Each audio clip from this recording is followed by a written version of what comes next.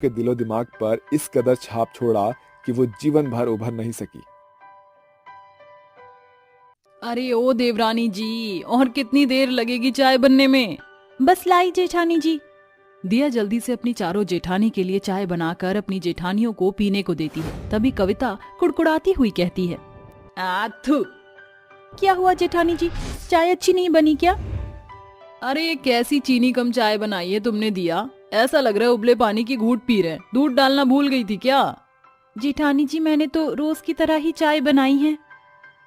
अरे तो क्या हम जेठानियां झूठ बोल रही हैं? इतनी बकबकी चाय पिलाकर मूड खराब कर दिया। अब खड़ी क्या हो, जाओ जाकर दोबारा चाय बनाओ। ये कहानी है 4 जुल्मी जेठानियों चैताली, कविता, बेला, श्रुति की। इकलौती देवरानी दिया की, जिसका हर दिन जेठानियों की जी हुजूरी में गुजरता था। मगर दिया इतनी कामकाजी थी कि ना तो वह कभी कामों से उकताती थी ना कुड़कुड़ाती थी। ये लीजिए जेठानी जी चाय, कैसी बनी है चाय? ठीक ठाक है। खाने में क्या बना रही हो? जो आप चारों कहें। ठीक है, मेरे लिए कढ़ी चावल बना देना। मुझे खट्टी भरवा भिंडी खाना है, मेरे लिए वही बनाना। मुझे और कविता के लिए आलू के पराठे बना देना। सर्दियां बीतने वाली हैं, अभी आखिरी 2-4 दिन तो आलू के पराठे का लुत्फ उठाना बनता है। इसके बाद दिया अपनी चारों जेठानियों के मनपसंद का खाना बनाने में जुट जाती है। और एक और जहां देवरानी मेहनत में मगन थी, वहीं जेठानियां काम चोरी के जश्न में डूबी थी। समय बीतता है। जेठानी जी सब्जियां खत्म हो गई हैं, मैं बाजार से होकर आती हूँ। हाँ ठीक है, मगर जल्दी आना, बाजार में जाकर जमी मत रह जाना, समझी? जी ठीक है। दिया जल्दी से बाजार पहुंचती है और खूब सारी सब्जियां खरीद कर झोले में रखकर बड़बड़ाती हुई घर की ओर बढ़ने लगती है। मुझे जल्दी से घर पहुंचना होगा। जेठानियों के खौफ को दिल में भर कर दिया हड़बड़ाहट में सड़क से गुजर ही रही थी कि गाड़ी उसे टक्कर मार कर चली जाती है, जहां अस्पताल में उसकी चारों जेठानियां पहुंचती हैं। देखिए, मुझे बड़े दुख के साथ कहना पड़ रहा है कि आपकी देवरानी विकलांग हो गई है। विकलांगता के दीमक ने जैसे देवरानी के जीवन पर दुखों का पहाड़ ही तोड़ दिया। ऐसे में जेठानियों के जुल्म ने उसे तोड़ कर रख दिया। चाची आपके पैर में क्या हो गया? बंकू तू दूर रहे इस विकलांग से, और तू खड़ी क्या है, जा जाकर मर किसी कोने में। जेठानी के तीखे तानों की ताड़ना सहकर विकलांग देवरानी डबडबाई आंखों से चली जाती है, जिसके बाद चारों चंट जेठानियां आपस में खुसुर पुसुर करती हैं। इसके विकलांग होने की खबर सुनकर मेरे पैरों तले जमीन खिसक गई। अरे जिस पांव पर यह दिन भर हमारी जी हजूरी में नाचती थी, अब उसमें तो जान ही नहीं रही। हम चारों जेठानी को उसकी जी हजूरी करनी पड़ेगी। बिल्कुल भी नहीं, हम चारों जेठानी इस पर इतना जुल्म उठाएंगे कि यह जीते जी चिता पर बैठ जाएगी या फिर घर छोड़कर चली जाएगी। दिया अपने बिस्तर पर बैठी ही होती है, तभी सबसे बड़ी जेठानी बेला उसे कहती है, अरे ओ मेरी कामचोर देवरानी, समय की कोई खोज खबर है कि नहीं? 6 बज गए हैं। आज क्या हमें भूखा सुलाने का इरादा है? चलकर रोटी बनाओ। मगर जेठानी जी आप तो देख रही हैं कि मेरे पैर छिन गए हैं और मेरे दोनों हाथ बैसाखी पर घूम रहे हैं, ऐसे में रोटी कैसे बनाऊंगी? देख दिया, मैं ये तेरी नौटंकी देखने नहीं आई। चलकर रोटी बनाओ, वरना उठा अपनी कठरी और पकड़ ले मायके की डगरी, क्योंकि तेरे पिया जी तो परदेश में है और तेरा खर्चा हमारे पैसों से चल रहा है। अपनी चमड़ी घिसेगी तो तेरी भूख मिटेगी। कोई चारा ना दिखाई देने पर बेचारी विकलांग देवरानी को रसोई में जाकर रोटियां बनानी पड़ती हैं। इस बीच कभी बैसाखी उसके हाथ से छूटती तो कभी उसके बेजान पैर लड़खड़ाते। ये सब देखकर चारों जेठानी उसकी हंसी उड़ाती हैं।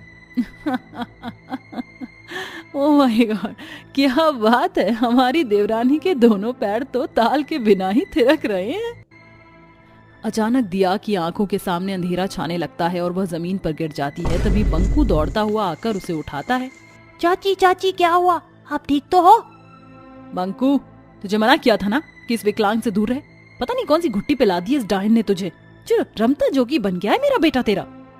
माँ मुझे छोड़ दो, चाची को दर्द हो रहा है। ऐसे ही दिन बीतते हैं, जिसके साथ चारों जेठानियों की ज्यादतियां जुल्म की तराई में उतर जाती हैं।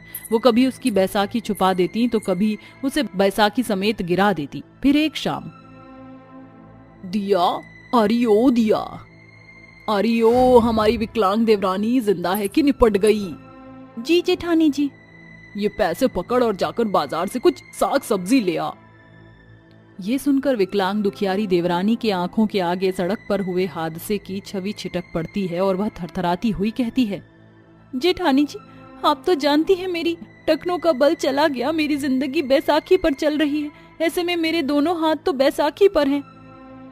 जगा अपने अंदर की नारी शक्ति, वरना न तू बचेगी न तेरी बैसाखी।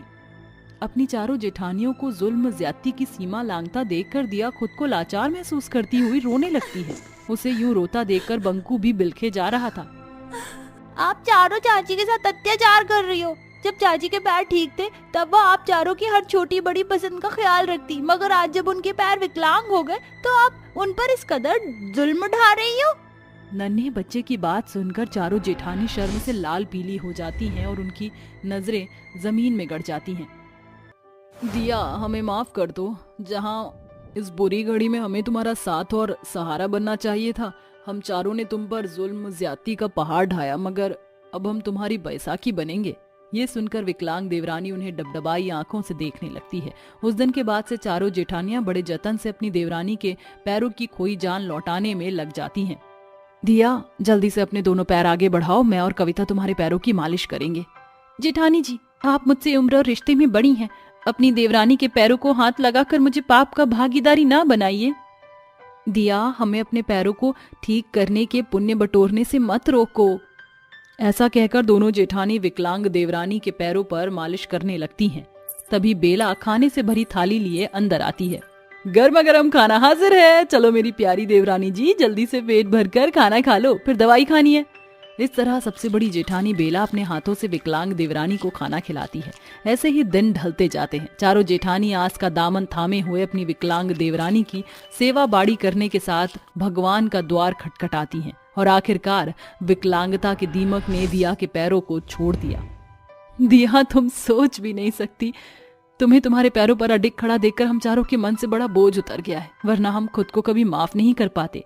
जेठानी जी, बीती बातों को भुला दीजिए, क्योंकि हर बुरी परिस्थिति एक बेहतरता को उत्पन्न करता है। इस तरह जेठानियों के बदले स्वभाव से दिया के मन की बुझी हुई आस फिर जाग उठती है।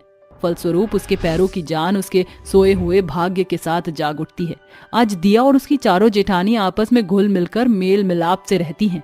उनके घर में कुड़कुड़ाहट या देवरानी को देखकर दांत पीसने का